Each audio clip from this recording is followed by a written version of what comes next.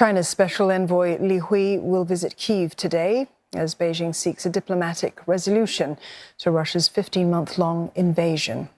Now, analysts see little hope of a breakthrough because neither Russia nor Ukraine appear ready to stop fighting.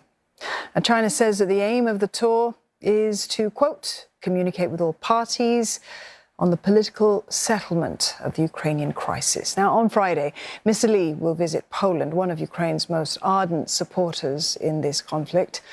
Other stops include Russia, France and Germany. Now, Beijing says it's a neutral mediator, although it touts a, quote, no-limits partnership with Moscow. Ahead of the Chinese envoy's peace-seeking mission, Russia launched a fresh wave of missiles and drones towards Kyiv. Now, the Kremlin says it hit all intended targets in the overnight assault, but Kyiv says it managed to shoot down all 18 missiles that were fired, including 6 advanced hypersonic ones. And this is the 8th air raid on the capital this month. Kyiv has described today's attack as, quote, exceptional in density, involving the maximum number of missiles in the shortest period of time.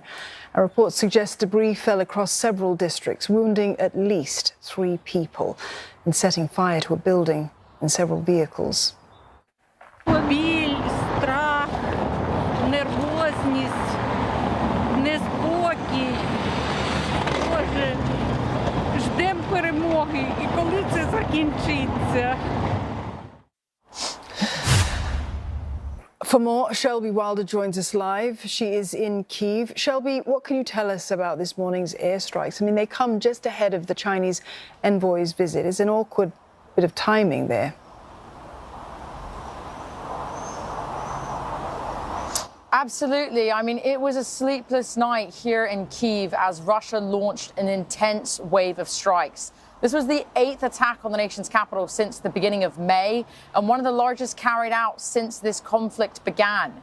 Air raid sirens started sounding around 2:30 this morning. Less than an hour later, Russia had attacked Ukraine from the north, south and east, launching various types of missiles and drones. These were launched by land, air and sea. They included 6 of the Kinjal hypersonic missiles, 9 caliber cruise missiles, 3 ballistic missiles, 6 kamikaze drones and 3 unmanned aerial vehicles, but 18 missiles in total. And in particular, touching on this Kinjal ballistic missile, this travels 5 to 10 times the speed of sound. The Kremlin has said that it is invincible because it's extremely difficult to intercept. But now, because of military equipment and also air defense support from Ukraine's allies, such as the US-made Patriot missile system, Ukraine has been able to intercept these. The first time this was recorded was May 4th, earlier this month, when Russia launched another attack on Kyiv, and one of these Kinjal hypersonic weapons was intercepted.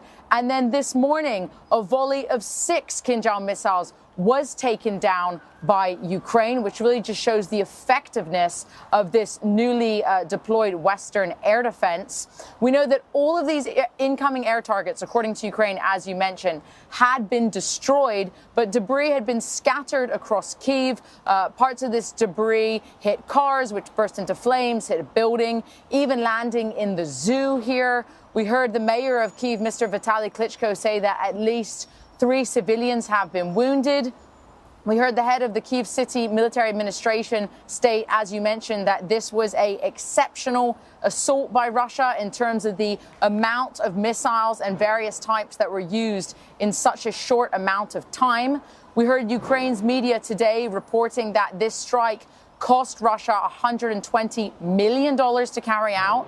There are also reports that this strike by Russia was aimed at trying to destroy the U.S. Patriot missile systems because they are so effective, but that would be a failed attempt by Russia because these missiles were destroyed. Otherwise, for me, I was woken up at 3 a.m. with the air defense going to work. This is not a pleasant sound to wake up to. It's extremely loud. I did not have time to make it into shelter, into the subway. I could only go down to the lobby of my building and try and wait this out, as again, we were told that there was falling debris over Kyiv. Otherwise, You know, as you mentioned, this strike by Russia today comes at a very interesting time as we're awaiting the arrival of China's top diplomatic envoy. They're supposed to be arriving today.